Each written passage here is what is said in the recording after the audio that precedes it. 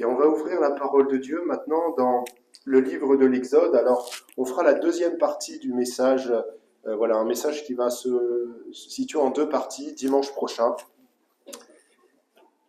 Livre de l'Exode à partir du chapitre 15e, verset 1er. Voilà, chapitre 15e du livre de l'Exode, verset 1er. Et comme vous m'avez dit que vous aviez tous vos Bibles, c'est pas grave s'il y a un souci technique et que ça ne s'affiche pas. C'est pas grave. On ouvre ensemble la parole de Dieu. Alors Moïse et les enfants d'Israël chantèrent ce cantique à l'Éternel. Ils dirent : je chanterai à l'Éternel car il a fait éclater sa gloire. Il a précipité dans la mer le cheval et son cavalier. L'Éternel est ma force et le sujet de mes louanges. C'est lui qui m'a sauvé. Il est mon Dieu, je le célébrerai. Il est le Dieu de mon Père, je l'exalterai. L'Éternel est un vaillant guerrier. L'Éternel est son nom. Il a lancé dans la mer les chars de Pharaon et son armée. Ses combattants d'élite ont été engloutis dans la mer Rouge. Les flots les ont couverts. Ils sont descendus au fond des eaux comme une pierre. Ta droite, ô Éternel, a signalé sa force. Ta droite, ô Éternel, a écrasé l'ennemi. Par la grandeur de ta majesté, tu renverses tes adversaires, tu déchaînes ta colère, elle les consume comme du chaume. Au souffle de tes narines, les eaux se sont amoncelées, les courants se sont dressés comme une muraille, les flots se sont durcis au milieu de la mer. L'Éternel disait : je poursuivrai, j'atteindrai, je partagerai le butin. Ma vengeance sera assouvie, je tirerai l'épée, ma main les détruira. Tu as soufflé de ton haleine, la mer les a couverts, ils se sont enfoncés comme du plomb dans la profondeur des eaux. Qui est comme toi parmi les dieux, ô Éternel? Qui est comme toi, magnifique en sainteté, digne de louange, opérant des prodiges? Tu as étendu ta droite, la terre les a engloutis par ta miséricorde. Tu as conduit, tu as délivré ce peuple. Par ta puissance, tu le diriges vers la demeure de ta sainteté. Les peuples l'apprennent et ils tremblent. La terreur s'empare des Philistins. Les chefs d'Édom s'épouvantent. Un tremblement saisit les guerriers de Moab. Tous les habitants de Canaan tombent en défaillance. La crainte et la frayeur les surprendront par la grandeur de ton bras. Ils deviendront muets comme une pierre jusqu'à ce que ton peuple soit passé, ô Éternel. Jusqu'à ce qu'il soit passé, le peuple que tu as acquis, tu les amèneras et tu les établiras sur la montagne de ton héritage. Au lieu que tu as préparé pour ta demeure, ô Éternel, au sanctuaire, Seigneur, que tes mains ont fondé. L'Éternel régnera éternellement et à toujours, car les chevaux de Pharaon, ses chars et ses cavaliers sont entrés dans la mer, et l'Éternel a ramené sur eux les eaux de la mer, mais les enfants d'Israël ont marché à sec au milieu de la mer. Marie, la prophétesse, sœur d'Aaron, prit à ses mains un tambourin, et toutes les femmes vinrent après elle avec des tambourins, et en dansant, Marie répondait aux enfants d'Israël : chantez à l'Éternel, car il a fait éclater sa gloire. Il a précipité dans la mer le cheval et son cavalier. Amen. Amen. On vient de lire le premier cantique que la Bible nous rapporte. Et ce cantique, il est chanté par Moïse, et c'est un cantique de salut. Le salut de toute une nation qui vient de vivre des événements qui marqueront à jamais l'histoire de tout un peuple, et qui vont annoncer ces événements prophétiquement, l'alliance à venir. Par ce cantique, Moïse et tout le peuple, ils ont pris le temps de glorifier Dieu. Qu'est-ce que l'on nomme cantique ? C'est le moyen, par le chant, de proclamer qui est Dieu, ce qu'il a fait, ainsi qu'un moyen de communiquer avec Dieu, de lui répondre, de rentrer vraiment dans la présence de Dieu. Et le chant aura toujours une place prépondérante dans le service de Dieu. Les chants, leurs paroles sont une puissance dont nous ne mesurons pas souvent la portée et l'impact des mots. Cela est vrai pour l'Église, mais cela est vrai également pour le monde. Quelle est la place du chant en faveur de Dieu dans notre vie? Quelle est la place du chant? Nous avons chanté les chants à la gloire de Dieu. Et Matthieu nous rapporte avec cette précision que Jésus, après son dernier repas de la Pâque, dans le combat qu'il s'apprêtait à mener à Gethsémanée, à chanter les cantiques. Après avoir chanté les cantiques, ils se rendirent à la montagne des Oliviers. Et Jésus a chanté les cantiques, c'est-à-dire les psaumes de la Pâque, les psaumes de Pessah, c'est-à-dire les psaumes que l'on appelle les psaumes du Hallel, du 113 au 118 qui sont dans la parole de Dieu. Des psaumes qui exaltent Dieu, des psaumes de reconnaissance, des psaumes pour certains classés parmi les psaumes royaux, comme le psaume 118. Ils chantent la gloire de Dieu, ils rendent hommage encore à la puissance de Dieu en souvenir de cette libération du peuple sorti du pays d'Égypte. La coupe de bénédiction que Jésus va présenter à ses disciples lors du repas de Pessah, de la Pâque, lors du repas de la Cène. Cette coupe est appelée la coupe du Hallel, la coupe de bénédiction. Hallel, loué, Alléluia. Chant liturgique montant à Dieu, je chante à Dieu, je loue Dieu, Alléluia. La louange, la place de la louange dans notre vie. Mais si nous chantons les cantiques à la gloire de notre Seigneur, le diable aussi malheureusement a sa musique, a ses chants qui le mettent à l'honneur.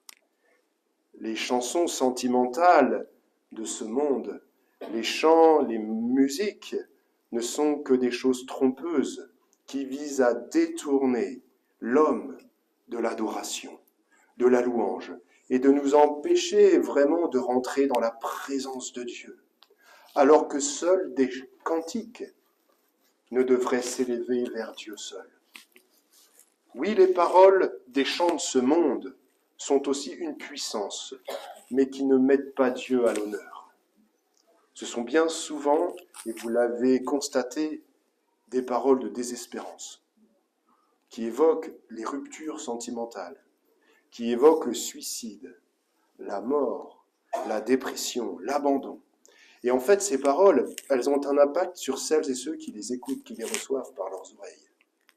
Prenons garde à ce qui parfois arrive à nos oreilles, et prenons garde aussi à ce qui sort de notre bouche.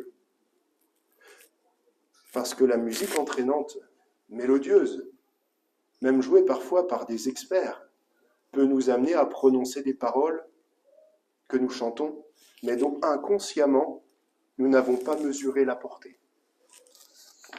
Et certains, entre guillemets, artistes de ce monde le disent clairement dans leurs chants, ils ont fait un pacte avec le diable. Ils ont vendu leur âme au diable. Alors que le salut et les cantiques, en revanche, devraient toujours monter vers Dieu et aller ensemble. Verset 1, alors Moïse et les enfants d'Israël chantèrent ce cantique à l'Éternel. Considérons ce cantique maintenant de plus près. Comment ce cantique à la gloire de Dieu ce matin peut-il venir impacter ma vie d'adorateur, me rappelant que le chant et la musique ont une influence certaine sur la conduite de ma vie spirituelle, sur ma relation avec Dieu. C'est le but de tirer quelque chose d'utile de ce cantique qui va servir à ma louange personnelle. Peut-être vous êtes comme ce chef de chantre et prophète Asaph. Peut-être tu aimes dans ta vie personnelle, de manière constante, par cet esprit d'adoration et de louange par le chant. Tu es animé par le chant. Peut-être que tu es comme David et que tu rédiges aussi des chants à la gloire de Dieu, inspirés de la parole de Dieu. Et les Écritures nous exhortent à cela.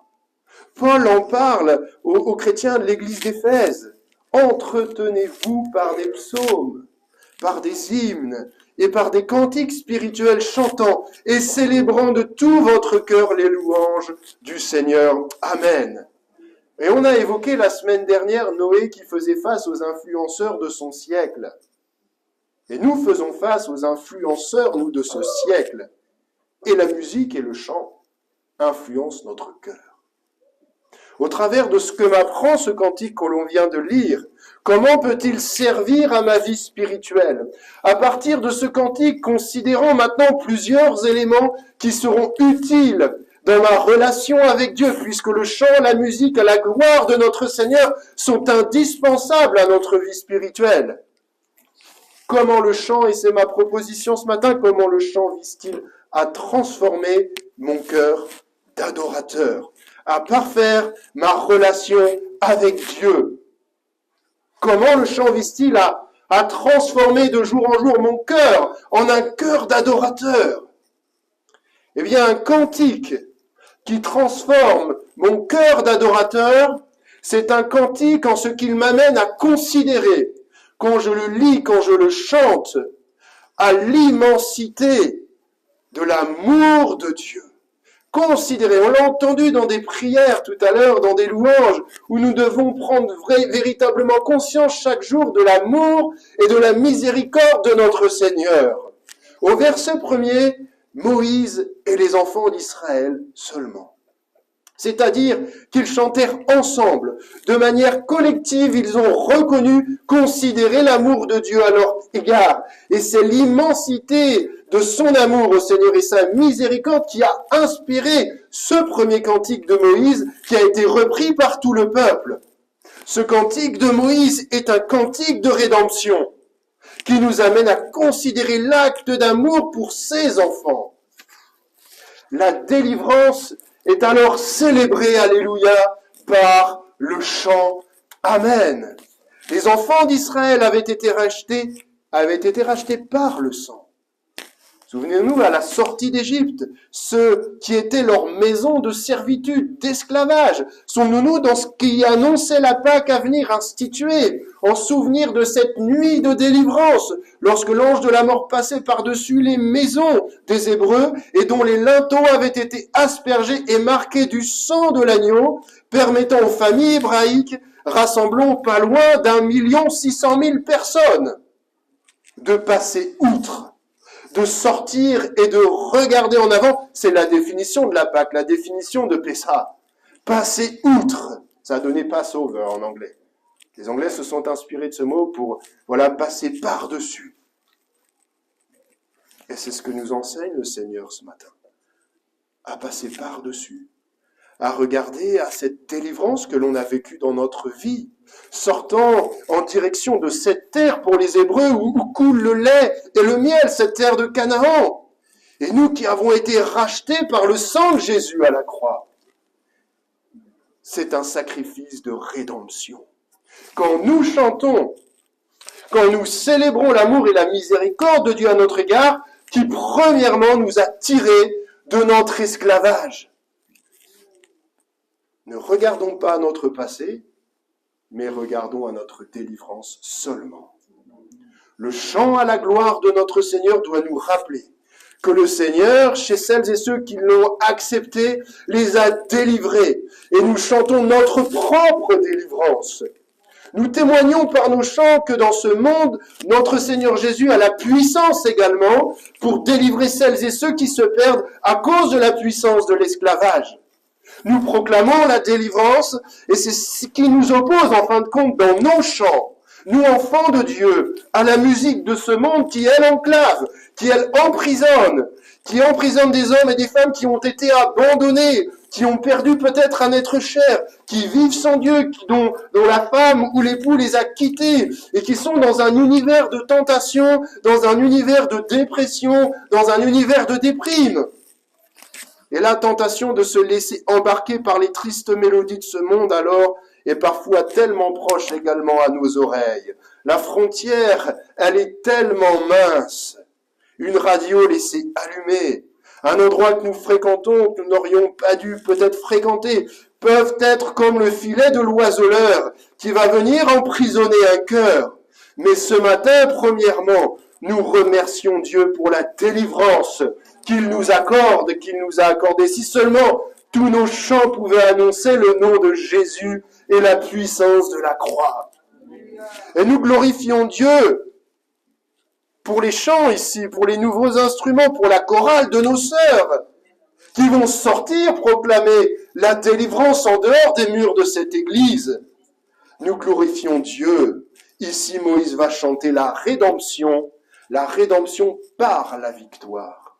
Souvent, l'Ancien Testament parle de la rédemption. Elle est souvent représentée par une libération qui peut être obtenue soit par une victoire militaire, soit en ce qui concerne la libération d'un prisonnier de guerre, soit par le paiement d'une rançon.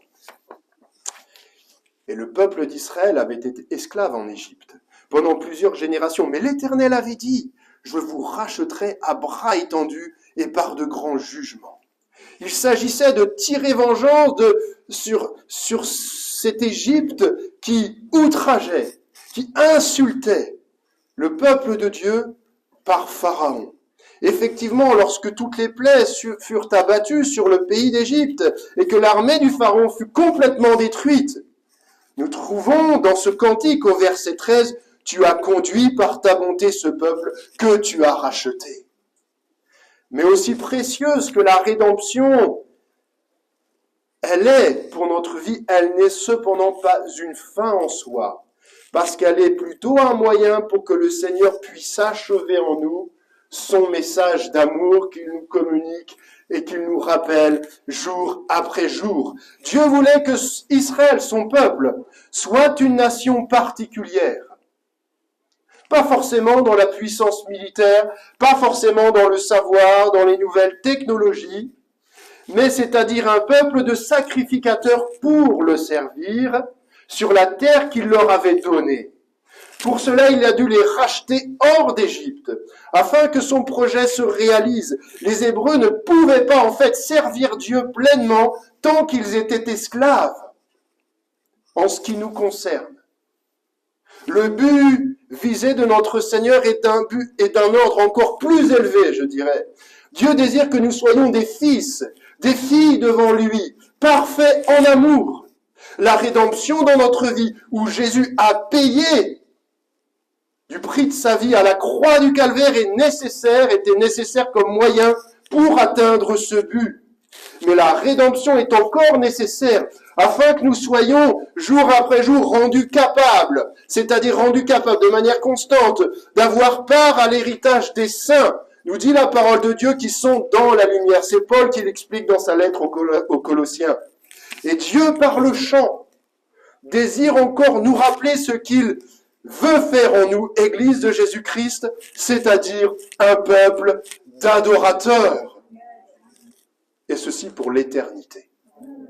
Le Père cherche des adorateurs et nous rappelle que nous sommes un peuple saint afin d'offrir ce qui est agréable à Dieu. Mais pour cela, il a fallu d'abord que nous soyons rachetés de notre conduite. Et nous ne pouvons pas servir correctement Dieu si nous sommes encore esclaves de quelque chose. Un peuple d'adorateurs pour l'éternité. Parce que c'est également ce même amour et cette même miséricorde qui va inspirer nos louanges plus tard dans le ciel de gloire, Apocalypse 1, chapitre 1, verset 5e, à celui qui nous aime, qui nous a lavés par nos péchés, par son sang. Et l'Apocalypse relate cette louange future. Tout d'abord, lorsque j'élève ma voix vers Dieu, la première chose que je dois amener à considérer et à me rappeler et à proclamer, c'est l'immensité de son amour et sa miséricorde envers moi. Moïse va proclamer dans cet hymne à la délivrance, « Je veux chanter pour l'Éternel ». Il ne veut pas chanter pour quelqu'un d'autre, Je veux chanter pour Dieu premièrement. Et ce chant est adressé pour Dieu. Pour qui désirons-nous chanter chaque jour de notre vie ? Pour qui désirons-nous chanter chaque jour de notre vie ? Eh bien, pour Dieu, mes frères et sœurs, et pour personne d'autre. Nous voulons chanter pour Dieu. Pour qui chantes-tu véritablement dans ta vie ? Alors, on parle d'un chant, mais je vais véritablement sortir de manière plus générale du cadre de ce chant pour voir ce que ce chant également apporte dans nos vies. Pourquoi chanter pour Dieu ? Pourquoi chanter pour Dieu ? Bien parce que le chant pour Dieu, c'est ma prière, c'est mon offrande. Et le chant pour Dieu, ce n'est pas seulement ma reconnaissance, mais c'est également ce matin. Et les jours de demain et d'après-demain, ce sera mon secours. Ce sera mon secours. Et ce matin, si vous étiez dans une situation d'esclavage, chantez à Dieu, c'est votre secours. Beaucoup sont affligés dans notre monde, beaucoup sont secoués, sont souffrants, mais le chant pour Dieu, c'est notre secours, c'est votre secours. Pourquoi ? Parce qu'il nous permet de vivre la présence de Dieu qui est palpable. Beaucoup de personnes sont rentrées dans ce lieu et nous ont un jour fait cette remarque.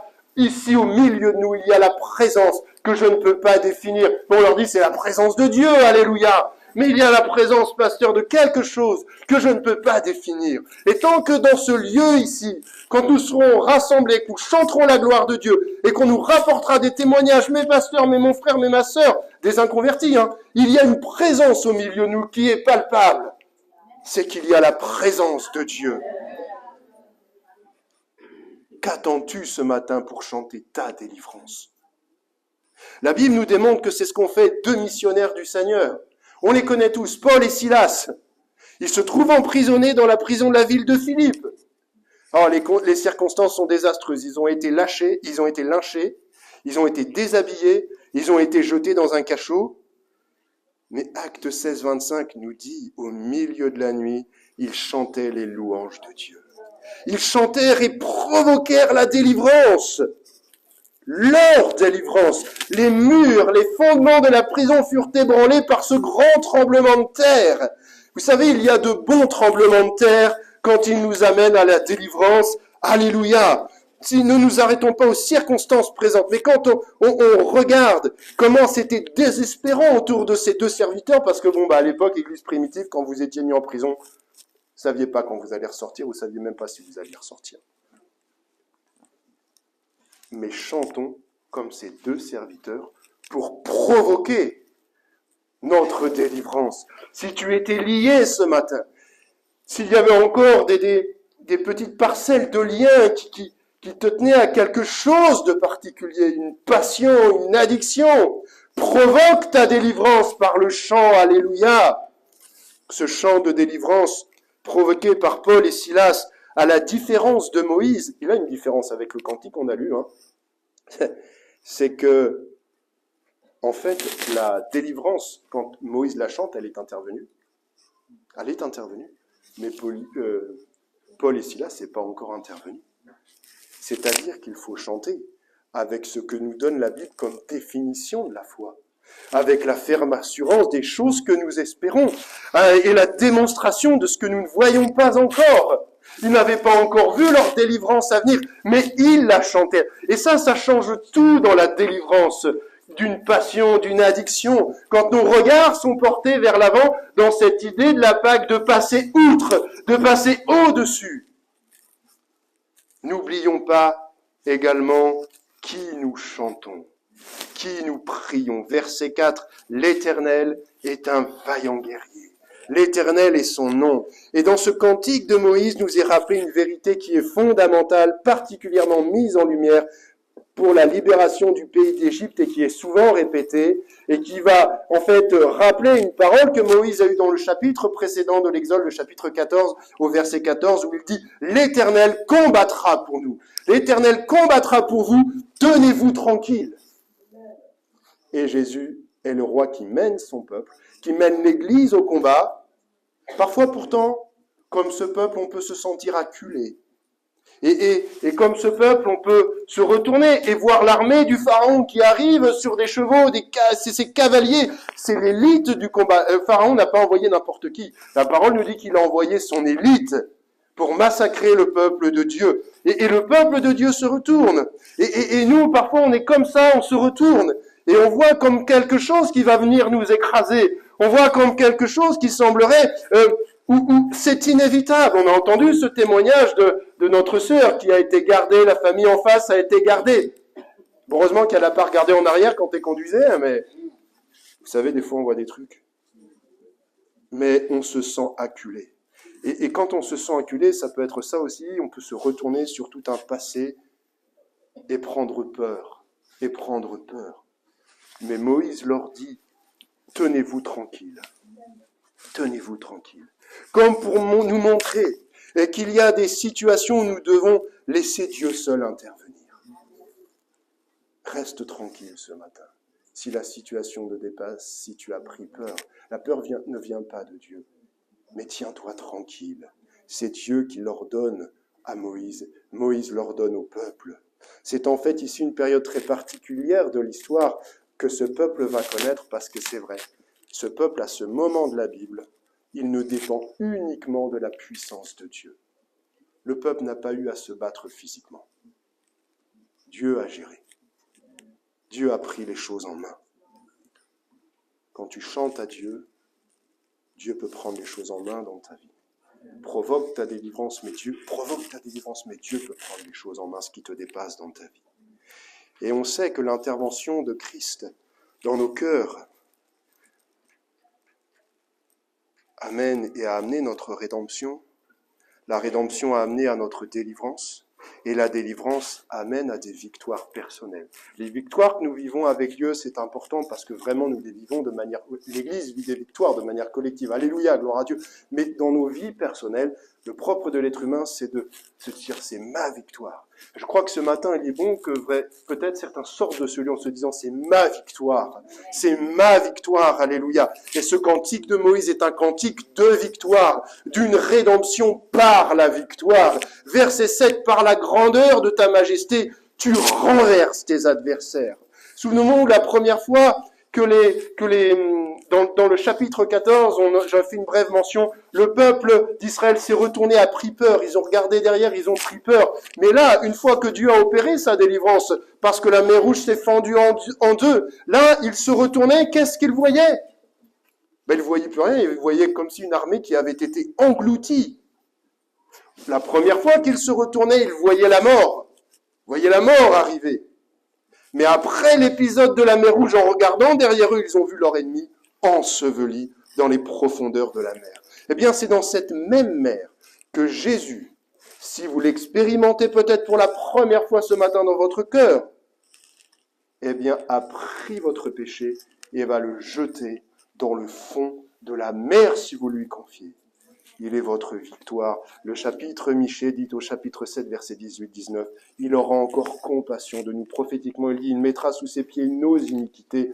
Tu jetteras au fond de la mer tous leurs péchés. » Les Égyptiens étaient aveuglés par le désir de tuer. Ils poursuivaient les Hébreux. Et il en est de même, malheureusement, pour les péchés qui peuvent poursuivre l'être humain.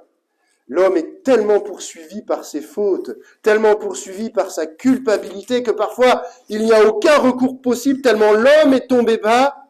Si ce n'est comme les Hébreux, il n'y a que le Seigneur qui peut étendre son bras et opérer notre délivrance. Le rôle du Saint-Esprit, parlons-en, parce que ce cantique est très important. Il nous apprend de manière très claire comment le Saint-Esprit a permis au peuple hébreu déjà d'obtenir la victoire sans combattre physiquement. Et on en apprend de manière spirituelle comment la mer s'est ouverte en deux. Regardons le bras de l'Éternel qui symbolise la présence et l'action du Saint-Esprit et qui nous révèle comment le Saint-Esprit a opéré dans cette délivrance. Au verset 10e, « Au souffle de ton haleine, les eaux se sont amoncelées. Les courants se sont dressés comme une muraille. Les flots se sont durcis au milieu de la mer. » Et le souffle de l'haleine ici, c'est la roua, le souffle de l'être divin, tout puissant, qui est la force d'intervention de Dieu. C'est-à-dire que le Pharaon a envoyé ses élites, et Dieu, sa force d'intervention, c'était l'Esprit Saint, son souffle, et qui produit des phénomènes extraordinaires. C'est cette même roua qui, lors de la création, lorsque Dieu, vous l'avez vu, a soufflé dans les narines de l'être humain, un souffle de vie pour que l'être humain devienne un être vivant, c'est-à-dire que l'homme est dans cette situation dès la création, et lors du passage des Hébreux par la mer Rouge, lorsque Dieu va opérer, par sa toute-puissance qu'il va opérer, c'est-à-dire que l'homme est nécessairement dépendant du Saint-Esprit. L'homme est nécessairement, depuis la création, il est dépendant de l'action du Saint-Esprit dans sa vie. Et l'Église, elle aura la victoire céleste, l'épouse, celle qui dépendra toujours de manière constante du Saint-Esprit. Nous aurons la victoire céleste si nous marchons constamment, si nous dépendons constamment de la présence de l'Esprit de Dieu. Jésus annonce l'envoi du Saint-Esprit. Pourquoi? Parce qu'avant son départ dans la gloire céleste, il sait que la difficulté va être grande. Non pas que pour ses disciples, mais pour les générations à venir. Mais le Paraclète, le Saint-Esprit, afin que nous puissions faire face, afin que nous puissions réussir dans nos entreprises, afin que nous puissions réussir pour témoigner de la gloire de Dieu, pour implanter des églises, pour parler, ne se fera que si vous avez cette dépendance au Saint-Esprit. Et nos chants doivent être inspirés par l'Esprit de Dieu. Dépendre du Saint-Esprit. Ce qu'il y avait à l'époque du roi David, ce que lui a institué en faisant entrer le chant, la louange dans une autre dimension qui était à portée prophétique. Cette louange, véritablement, là, il y avait véritablement une action puissante de l'Esprit de Dieu. Cette louange revêtait d'une dimension prophétique. À la cour du roi David, il y avait véritablement une action de l'Esprit. Vous vous rappelez, lorsque Asaph, il est prophète et chantre, les chefs de chantre.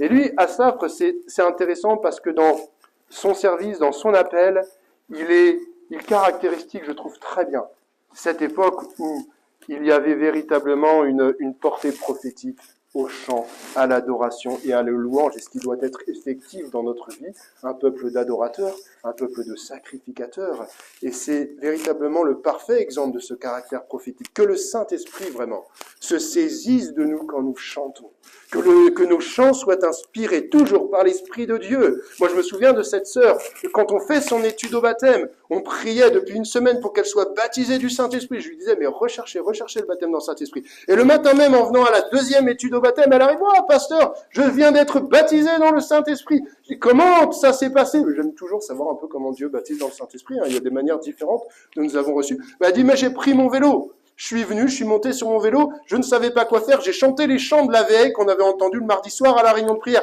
Et en chantant les chants de la veille, en chantant, je ne savais plus ce que je disais, je ne comprenais même plus ce que je disais, je venais de comprendre que je venais d'être rempli du Saint-Esprit. Alléluia! Désirer ardemment quelque chose, par la foi. Désirer ardemment quelque chose sans forcément le voir tout de suite s'accomplir. Comment le chant peut-il influencer mon cœur d'adorateur ce matin, en ce qu'il m'aide à considérer l'amour et la miséricorde de Dieu, mais en ce qui m'inculque également, on a vu la culture de la victoire grâce au Saint-Esprit, et enfin aussi à ma louange personnelle qui va être liée à mon témoignage pour ce monde. Un cantique de louange dans ma vie et de témoignages puissants. Alléluia. Au verset 13, les peuples l'apprennent. Ils tremblent.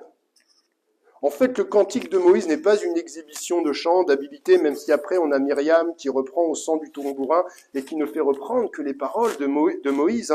Voilà, il a renversé les cavaliers, il a englouti son cheval et le cavalier égyptien dans la mer. Mais véritablement, c'est une reconnaissance, un déversement de reconnaissance envers Dieu. Alléluia. Parce que Dieu mérite la louange sur la victoire qu'il aura acquise. Dieu mérite la louange et Dieu mérite toujours cette louange. Donc à lui doit revenir toute notre louange sans mélange. Sans mélange. C'est pourquoi il est très important d'être attentif à ce que nous chantons même dans la semaine, à ce que nous désirons chanter, ce que nous recevons comme influence par la musique de ce monde, parfois dans nos oreilles, et de ce que malheureusement nous pourrions restituer. Alors il y aurait comme des compromis dans nos chants. Et c'est les problèmes des chants qui inspirent le monde, qui parvient à nos oreilles, ce qui est malheureusement ressort de la bouche de l'être humain. Notre reconnaissance, notre louange ne doit pas être entachée par cela. Ce sont les dangers de la chanson du monde, ce qu'elle inspire, ce qu'elle communique. Non seulement certaines de ces paroles peuvent déranger, peuvent nous emprisonner, mais vous savez, ça touche tous les styles musicaux. On pense qu'il y a un style qui est plus noble que l'autre. Bon, après, les styles musicaux, c'est comme les couleurs, les goûts. Mais je crois que tous les styles ont été touchés. Prenez le rock, le rap. J'ai bercé par ça dans mon enfance. Du monde, ça parlait de sexe, de drogue, de violence à tout va. Ça nous excitait dans notre violence. Mais si vous prenez la musique classique, les grands compositeurs de ce monde ont quand même composé des requiem. C'est quoi les requiem? Ce sont des hymnes à la mort qui mettent malheureusement la mort en évidence. Alors que ce cantique de Moïse, dans les paroles qui sont prononcées, sont une victoire sur la mort. Verset 12, ces combattants d'élite ont été engloutis dans la mer Rouge. Engloutis dans la mer Rouge. Le verbe engloutir fait allusion au royaume des morts, à la shéol, à la tombe, au fond de l'abîme. mais c'est l'esclavage. L'esclavage qui est tombé dans le fond de l'abîme. Un cantique de témoignage qui va inspirer la terreur aux ennemis du peuple d'Israël. Au verset 14, les peuples l'ont appris et ils en ont tremblé. Cette terreur avait saisi, remarquez, la liste des peuples ennemis de Dieu, les Philistins, qui s'avéreront être les ennemis les plus redoutables du peuple de Dieu, mais également les chefs d'Édom, ces descendants d'Ésaü, Et puis il y avait encore toutes ces tribus cananéennes. Cette terreur annonçait en fait des victoires en perspective pour les Hébreux. La conquête du pays promis, ce chant annonce véritablement encore une promesse à venir. Oui, nos chants d'adoration pour notre délivrance, pour nos victoires, doivent faire fuir, doivent pétrifier l'adversaire de nos âmes. Il y a un lien établi entre les eaux qui se sont dressées véritablement comme une muraille entre le peuple de Dieu et ses ennemis, tellement les ennemis, quand ils ont vu ça, ils étaient figés, comme des pierres, figés de peur. Au-delà des chants, au-delà du cantique ce matin, Dieu désire nous rappeler la puissance et la portée de notre témoignage, d'un cœur d'un véritable adorateur. Oui, notre témoignage est comme une muraille. Nos chants sont comme des murailles qui nous préservent de la souillure de ce monde. Le cantique de Moïse met à l'honneur le Saint-Esprit comme moyen de protection. Le rôle du Saint-Esprit qui protégeait les Hébreux n'était pas seulement capable de s'occuper de Moïse et du peuple d'Israël, mais il se chargeait également de leurs propres ennemis. Et grâce à l'action d'Esprit de Dieu, les ennemis se rendaient compte que les Hébreux ne gagnaient pas grâce à une supériorité numérique, grâce à un équipement particulier, grâce à une puissance physique particulière, mais le Saint-Esprit se propageait, le témoignage que Dieu était avec eux. Et quand nous marchons dans la rue, quand nous allons dans différents endroits, le Saint-Esprit propage notre témoignage que Jésus-Christ règne dans nos cœurs, que Jésus est avec nous. Cette marque de témoignage, elle doit être encore valable pour l'Église aujourd'hui, de ce que Jésus est avec son Église. Oui, Dieu a utilisé Moïse, Dieu a parfois utilisé un autre homme, mais Dieu protégeait son peuple d'un ennemi et se proposait d'employer son Esprit Saint pour le faire. Par ta puissance, tu le diriges vers ta demeure, vers la demeure de ta sainteté. Et nous louons Dieu ce matin de ce qu'il nous dirige vers la Jérusalem céleste, alléluia. De ce que, en sortant simplement dans ta vie personnelle, si tu es encore en souffrance, tu peux être dirigé vers la maison de Dieu, alléluia, en rentrant chez toi, avoir cette sécurité au milieu d'un monde qui est dans l'insécurité. Jésus est ma sécurité. Dieu seul mérite la louange. Le chant nous invite à confier en lui et en tout temps et à déverser notre cœur devant lui. Verset 2, l'Éternel est ma force et le sujet de mes louanges. Je vais inviter le groupe de louanges et on va chanter ensemble. S'il y en a qui ont besoin de la grâce de Dieu, je vais arrêter le message ici. On va incliner nos fronts et on va demander la grâce de Dieu sur nos vies. On va faire monter vers Dieu un cœur d'adorateur, d'louange, comme on l'a fait au début du culte. Mais s'il y en a qui étaient prisonniers de liens, s'il y en a qui étaient prisonniers d'une souffrance en particulier, d'une addiction, d'une passion, qu'ils puissent chanter ce matin sa délivrance. Alors je vais inviter le peuple de Dieu, s'il y en a qui ont besoin tout simplement de la grâce de Dieu, à se lever. Et on va prier ensemble et on va chanter ce que le groupe de louanges, ce que notre sœur Géraldine va nous apporter maintenant. On va prier juste avant ce chant. Notre Père Céleste, nous te prions et te remettons encore tes enfants. Tu vois ces cœurs qui se lèvent devant toi et qui appellent à ton secours, Seigneur, viens encore. Jésus-Christ, parle à leur cœur, viens les tirer peut-être de derniers liens qu'il y avait, des liens d'esclavage. Merci Seigneur, parce que tu connais la difficulté de ce monde. Tu sais ce qui résonne aux oreilles, à nos oreilles, de par ce monde entier, Seigneur. Et tu nous invites à rester au cœur, au creux de la louange ce matin, de pouvoir proclamer, de pouvoir chanter notre délivrance, de pouvoir chanter ta victoire, Seigneur, qui fut la nôtre dans nos vies personnelles. Alléluia. Merci encore de te manifester de manière puissante ce matin, dans un cœur en particulier, de délivrer un cœur, de faire passer ce cœur au-delà, outre de le faire passer par devant, Seigneur. Que ton nom soit glorifié, Jésus, dans nos vies ce matin, que toute la gloire te revienne par nos chants. Amen.